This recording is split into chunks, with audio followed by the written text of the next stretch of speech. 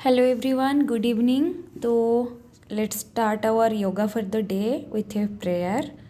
गुरु ब्रह्मा गुरु विष्णु गुरु देव महेश्वर गुरु साक्षात परम ब्रह्म तस्मै श्री गुरवे नमः। तो आज मैं आपको कुछ योगा पोज करके दिखाऊंगी जो कि हमारे ऑस्टियोपोरोसिस के लिए है। जैसे कि अभी के टाइमिंग में ऐसे बहुत सारे केसेस आ रहे हैं फीमेल बॉडी में बोन डेंसिटी की कमी की वजह से कुछ बीमारी हो रही है लाइक ऑस्टियोपोरोसिस। और ऑस्टियोपोरोसिस एक ऐसी बीमारी है जो कि हर एक फीमेल बॉडी में आ जाती है आफ्टर 40 बोन डेंसिटी की कमी की वजह से। और वो बहुत दर्दनाक होती है क्योंकि उसमें क्या होता है ना, आपका जो स्पाइनल कॉर्ड है उसका जो हड्डी है वो धीरे धीरे बेंड हो जाती है। और कुछ कुछ केसेस में तो लोग उसको ऑपरेट भी करवाते हैं, इंजेक्शन चालू हो जाती है। और ये ऑस्टियोपोरोसिस की बीमारी को इलाज करने के लिए एक बैलेंस हेल्दी डाइट के साथ साथ कुछ योगा पोज भी अगर हम जो मतलब रोज़ अगर ट्राई करते हैं घर पे जितना हमारे बॉडी के हिसाब से अपनी कंफर्ट के हिसाब से, तो उसमें थोड़ा सा रिलैक्सेशन मिलता है। तो आज मैं आपको कुछ पोज करके दिखाऊंगी। और पहले तो आपको 5 मिनट अच्छे से वॉक कर लेना चाहिए वार्म अप के लिए, जो कि मैं रोज़ करती हूँ योगा करने से पहले। तो आप भी अपने हिसाब से 5 मिनट 10 मिनट जितना आपके लिए कंफर्टेबल है आप वॉक ज़रूर कीजिएगा। और अभी मैं आपको कुछ स्टेप्स दिखाऊंगी। जैसे अभी मैं एक पहला स्टेप्स जो है, दोनों हाथ को जोड़ के ऊपर कर लीजिएगा। सीधा खड़े होके आपको क्या करना है ना, अपना जो हील है उसको पूरा ऊपर उठाइएगा, पूरा स्ट्रेंथ लगा के। सारा स्ट्रेंथ आपका फिट के ऊपर होना चाहिए। ये कम से कम 10 बार कर लेनी चाहिए। तो ये मैं मतलब जितना मैं होल्ड कर पा रही हूँ मैं तो उतना कर रही हूँ। मैं आपको वही सजेस्ट करूँगी, आप अपने कंफर्ट के हिसाब से ट्राई कीजिएगा।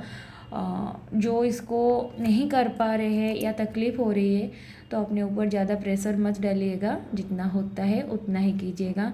हमेशा सेफ्टी मेंटेन कीजिएगा। घर पे अगर योगा कर रहे हैं तो हमें सेफ़ रहना पहले ज़रूरी है, क्योंकि होश में मतलब ज़्यादा होशियारी के चक्कर में कभी कभार हम ऐसा करते हैं ना कि ज़्यादा करने की कोशिश करते हैं और जो कि इम्पैक्ट गलत हो जाता है। वो नहीं करना है हमें। जितना हमसे हो पा रहा है हम बस उतना करेंगे। ओके, तो ये तो एक पहला पोज हो गया। अभी मैं आपको दूसरा भी करके दिखाऊंगी। और ये देखिए, मैं जैसे जैसे कर रही हूँ आप उस तरीके से उसको वो स्टेप्स को फॉलो कीजिएगा।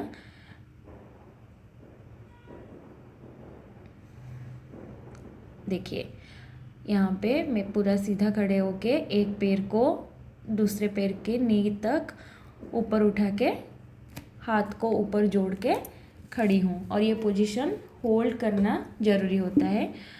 और बिगिनिंग में क्या होता है ना, ये थोड़ा पोजीशन होल्ड करने में दिक्कत आती है, कोई बात नहीं। अगर उसमें आपको तकलीफ़ हो रही है तो इसको थोड़ा मतलब आप अपने हिसाब से मॉडिफाई भी कर सकते हैं। कम वो थोड़ा पैर को ऊपर नीचे करके रख सकते हैं।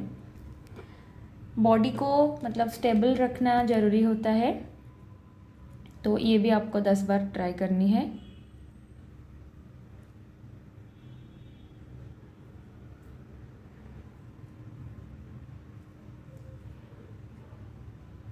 अभी मैं आपको एक तीसरा पोज करके दिखाऊंगी जो कि जिसको हम वॉरियर पोज बोलते हैं, जिसमें आपको क्या करना है ना, लेफ्ट लेग को थोड़ा सा साइड में रखना है और राइट लेग की नी तक आपको बैलेंस बना के दोनों हाथ को कंधे के बराबर रख के होल्ड करना है पोजीशन।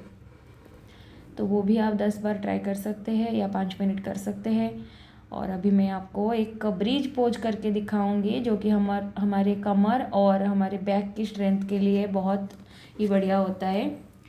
आपको पूरा मैट के ऊपर ज़मीन पे लेट जाना है और सर को नीचे रखना है और अपनी कमर को ऊपर उठाना है धीरे धीरे। और ये पोजीशन होल्ड करना है आपको एटलीस्ट 10 सेकेंड तक। तो मैंने यहाँ पे ये पोजीशन होल्ड किया था 10 सेकेंड के लिए। आप अगर इसको घर पे ट्राई कर रहे हैं, या आप बेड के ऊपर भी कर सकते हैं, ज़मीन पे भी कर सकते हैं, जैसे आपको कंफर्टेबल है आप कर सकते हैं।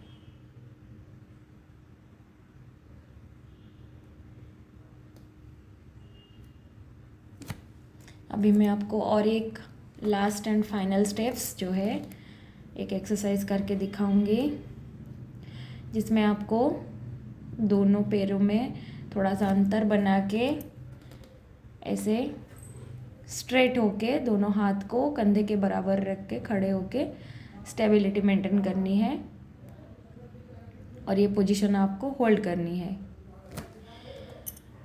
ये सारे पोजीशन ऐसा है कि ये कोरिलेटेड है, तो आप अगर ये पोजीशन ट्राई कर रहे हैं घर पे तो धीरे धीरे करके ना आपका बॉडी भी फ्लेक्सिबल हो जाएगा। आपको बिगिनिंग में थोड़ा सा दिक्कत होने लगेगा, लेकिन जैसे आपको आदत सी हो जाएगी तो आपको ऐसा लगेगा कि हाँ ये तो मेरे से हो रहा है। तो आप क्या करेंगे ना, आज 2 कर रहे हैं तो कल 3 बार भी करने के लिए कोशिश कर सकते हैं।